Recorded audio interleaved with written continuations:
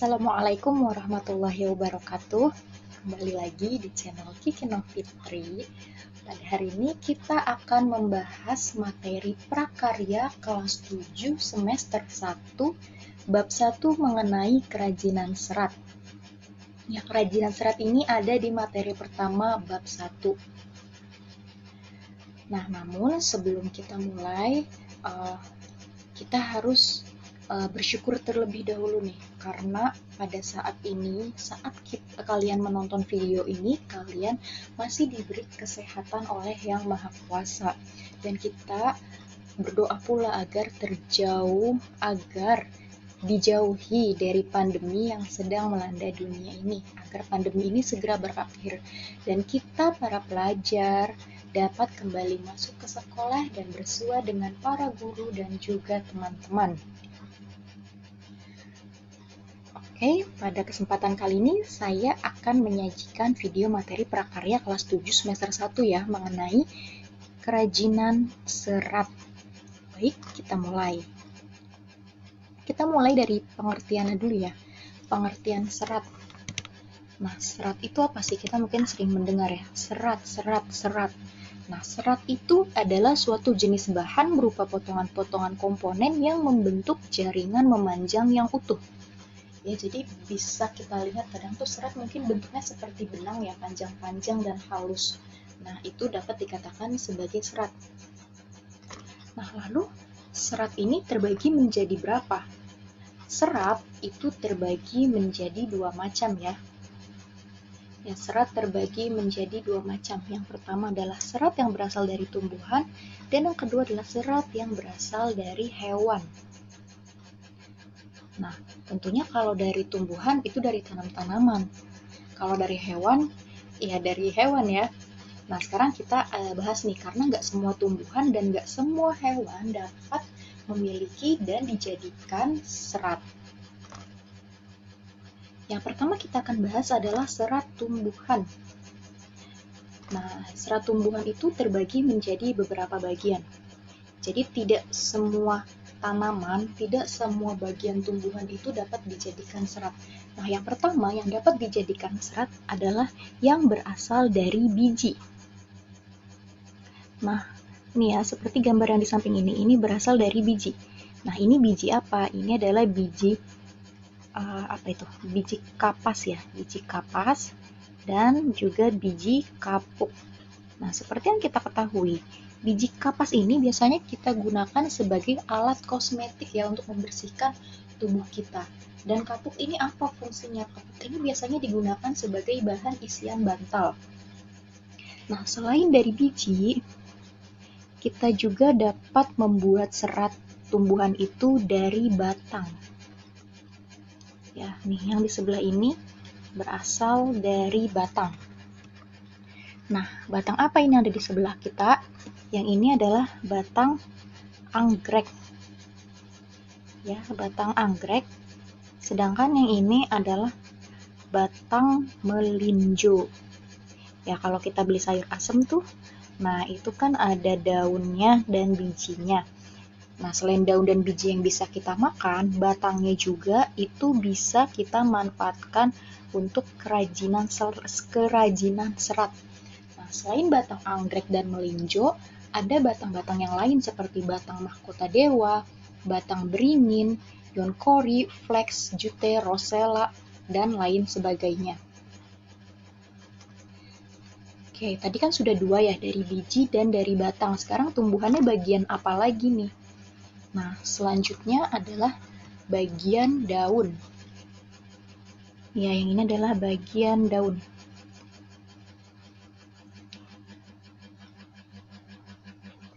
Nah, ini bagian daun. Nah, bagian daun seperti yang kita lihat nih, yang ini serat daun mendong. Sedangkan yang ini adalah dari daun nanas, dan yang ini adalah dari daun pandan berduri. Nah, daun-daun ini dapat kita olah menjadi serat yang kemudian nanti seratnya itu dapat kita buat untuk kerajinan. Selain itu juga ada eceng gondok. Nah, selain daun, yang keempat adalah dari buah. Nih, dari buah. Contohnya buah apa? Ini buah ya. Nah, ini yang di samping ini buah apa? Ini adalah buah kelapa. Buah kelapa ya. Nah, buah kelapa ini memiliki sabut atau serabut ya, yang biasa kita sebut serabut. Kalau saya menyebutnya serabut. Nah, serabut ini banyak digunakan sebagai bahan kerajinan. Nah, serabut itu yang bagian luar ya, yang ada yang terlihat seperti rambut-rambut itu. Nah, itu disebutnya serabut. Lalu, sudah jelas ya, kalau tumbuhan itu yang dapat dijadikan serat itu ada 4 bagian. Yang pertama dari biji, yang kedua dari batang, yang ketiga dari daun, dan yang terakhir adalah dari buah. Nah, lalu bagaimana dan apa saja bahan-bahan serat tumbuhan? Nah, yang pertama nih, bisa kita lihat. Ini adalah pelepah pisang. Ini gambar yang pertama ini adalah pelepah pisang ya.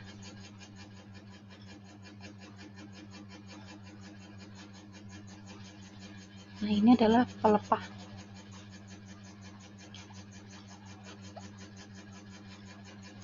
Pelepah, oke, pelepah pisang. Yang sebelahnya itu pelepahnya sudah dikeringkan. Terus yang kedua ini adalah eceng gondok. Dan yang terakhir adalah daun pandan. Ya, ketiganya ini merupakan tumbuhan ya. Ini kan tumbuhan apa? Pohon pisang. Ya, ini pohon pisang ya, ini pohon pisang. Terus yang ini eceng gondok dan yang ini adalah daun pandan. Dan ketiga tanaman ini caranya adalah dengan dikeringkan. Ini dikeringkan semua ya. Nih, ini sudah dikeringkan. Yang ini eceng gondok sudah dikeringkan dan yang ini adalah pelepah pisang yang sudah dikeringkan. Jadi sebelum kita membuat kerajinannya, tumbuhannya itu harus kita keringkan dahulu di panas matahari langsung ya. Jadi si tumbuhan ini akan mengering dengan sempurna. Nah, lalu alatnya itu apa saja? Alat untuk membuat serat tumbuhan. Nah, yang pertama itu ada yang namanya, baik saya tulis ya di sini, ada gunting.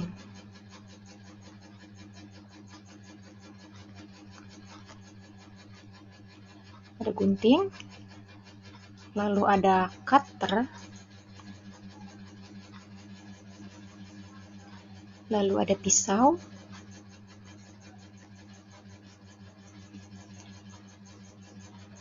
ada lem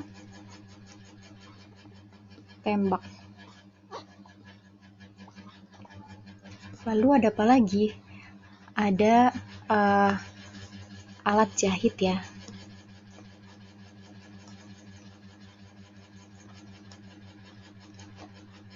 Alat jahit dan juga alat tenun. Nah, ini adalah alat-alat pengolahan serat tumbuhan. Jadi ada gunting, cutter, pisau, lem tembak, alat jahit, dan juga alat tenun. Nah, selanjutnya adalah produknya nih. Produk yang dihasilkan dari serat tumbuhan itu biasanya berupa anyaman-anyaman ya. Ini seperti yang kita lihat, ada tas, ada wadah, dan juga ada piring yang berasal dari serat tumbuhan yang dianyam. Selain itu juga ada isian bantal yang tadi sudah kita jelaskan dari kapuk. Itu dapat menjadi isi bantal. Ada juga dompet, tas, topi, tempat lampu, dan lain-lain yang berasal dari serat-serat daun, misalkan dari daun pandan. Nah, selanjutnya kita akan membahas dari jenis hewan. Kalau tadi dari jenis tumbuhan, sekarang kita bahas dari jenis hewan. Nah, yang ada di foto ini adalah hewan domba dan juga alpaka. Nah, ini dinamakan serat dari stapel. Ya, ini tuh serat dari stapel.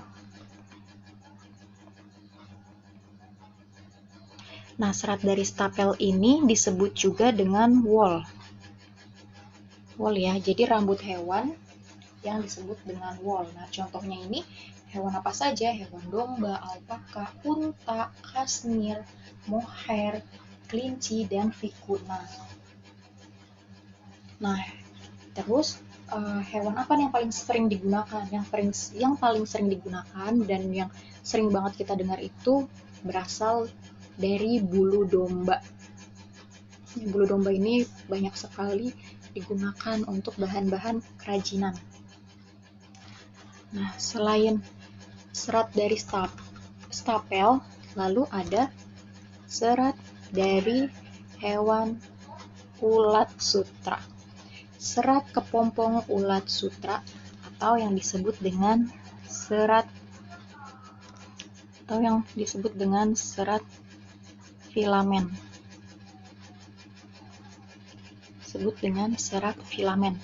Nah, serat filamen ini serat yang berbentuk jaringan ya, kayak sarang kayak sarang laba-laba mungkin gitu ya, halus-halus seperti itu. Nih, contohnya adalah serat yang berasal dari larva ulat sutra yang digunakan untuk membentuk kepompong. Kepompong inilah yang merupakan serat lalu dipintal menjadi benang. Nah, jadi kepompongnya diolah menjadi benang. Jadi yang kita butuhkan adalah si kepompongnya ini gitu. Sering kita dengarkan ya.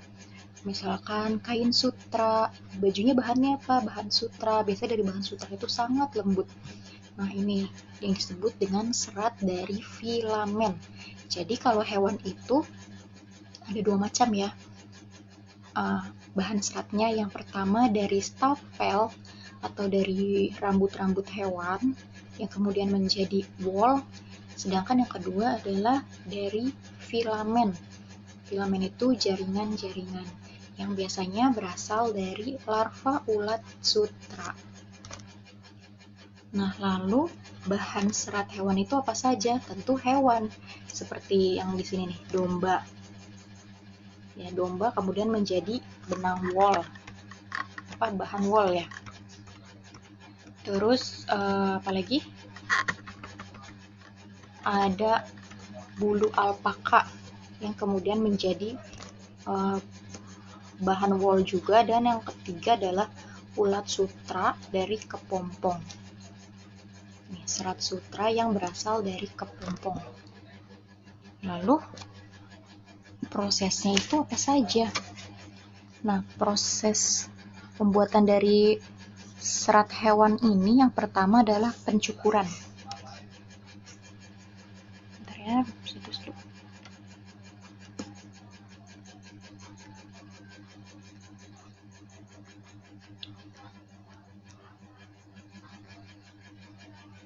Pencukuran dulu ya. Nah, setelah pencukuran apa? Yaitu pencucian. Jadi kan pencukuran tadi kan diambil rambutnya, terus setelah itu kita cuci. Nah, setelah pencucian ada proses apa lagi? Pengeringan. Ya, pengeringan. Sama seperti yang tumbuhan pun ada pengeringannya dengan matahari langsung. Dan yang terakhir adalah dipintal. Dipintal agar jadi apa? Tentunya agar jadi benang. Seperti itu. Nah, jadi prosesnya ada 4 ya. Pencukuran, pencucian, pengeringan, dan dipintal. Lalu selanjutnya adalah alat pengolahannya. Alat pengolahan itu sama aja dengan yang tumbuhan tadi ya. Itu ada gunting.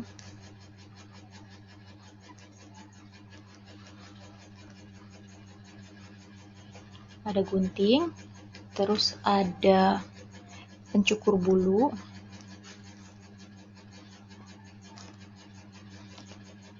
terus ada apa lagi? Ada baskom ya, baskom sebagai wadah. Dan yang terakhir adalah jarum. Nah, ini adalah alat-alat pengolahan serat hewan. Maaf, ini salah ya. Ini harusnya adalah serat hewan ya, bukan serat tumbuhan. Salah, harusnya adalah serat hewan.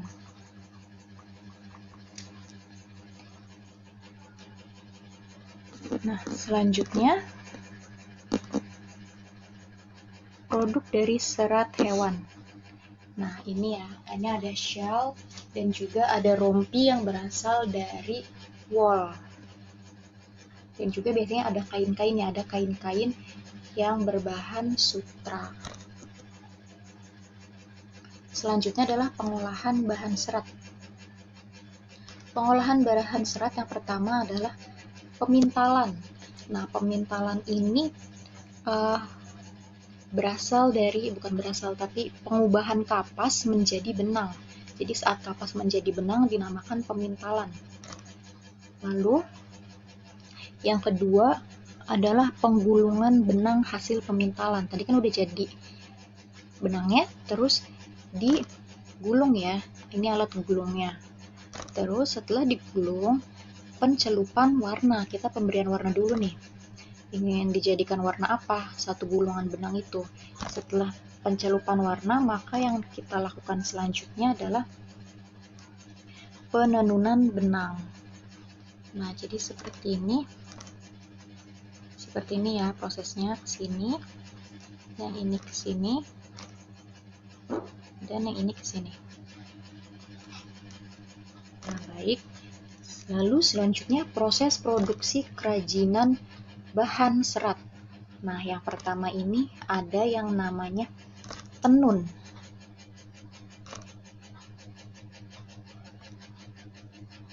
Nah, yang pertama ini namanya adalah tenun.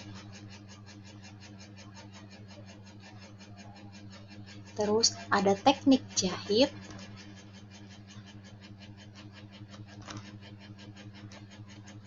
Maaf ya kalau tulisannya tidak bagus. Ada tenun yang pertama, yang kedua jahit, dan yang terakhir adalah teknik ikat. Ini ya, teknik ikat. Nah, jadi ada 3 cara proses produksi kerajinan bahan serat. Yang pertama adalah dengan cara menenun, biasanya dalam pembuatan tapestry. Nah, seperti pembuatan tikar mungkin ya, pembuatan tikar itu kan dengan cara ditenun. Lalu menggunakan alat jahit. Alat jahit ini biasanya dia sudah berupa bahan ya. Terus yang ketiga adalah dengan cara diikat. Nah, mari kita review lagi dari awal. Ya, jadi serat itu berupa komponen-komponen yang memanjang. Nah, lalu kerajinan serat ini terbagi menjadi 2, yaitu tumbuhan dan hewan. Nah, tumbuhannya ini yang berasal dari tumbuhan itu terbagi menjadi 4 lagi. Ada yang berasal dari biji, dari batang, dari daun, dan juga dari buah. Sedangkan yang dari hewan bisa berasal dari stapel atau rambut hewan ataupun wool. Dan yang kedua adalah berasal dari filamen atau larva ulat sutra. Nah, untuk bahan seratnya sendiri itu berasal dari tumbuhan dan hewan ya. Terus alat-alatnya mau dia berasal dari tumbuhan ataupun hewan, itu sama saja, menggunakan gunting, cutter, pisau, lem tembak, dan alat-alat yang sesuai dengan kerajinan apa yang akan kita buat.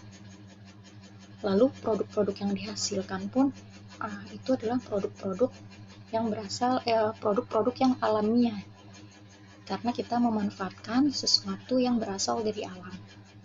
Dan jangan lupa pula, apabila kita ingin membuat kerajinan serat alam, kita harus mengeringkan bahan bakunya ya, seperti tadi dari eceng gondok mungkin, ataupun dari daun pandan, ataupun dari serat hewan ya. Sebelum kita pakai, kita harus mengeringkannya terlebih dahulu. Nah, sekian pelajaran kita hari ini mengenai kerajinan serat. Semoga bermanfaat. Nah, silahkan beri komentar apabila ada masukan. Lalu berikan pula pertanyaan apabila ada yang ingin ditanyakan. Sekian dari saya, semoga bermanfaat. Wassalamualaikum warahmatullahi wabarakatuh.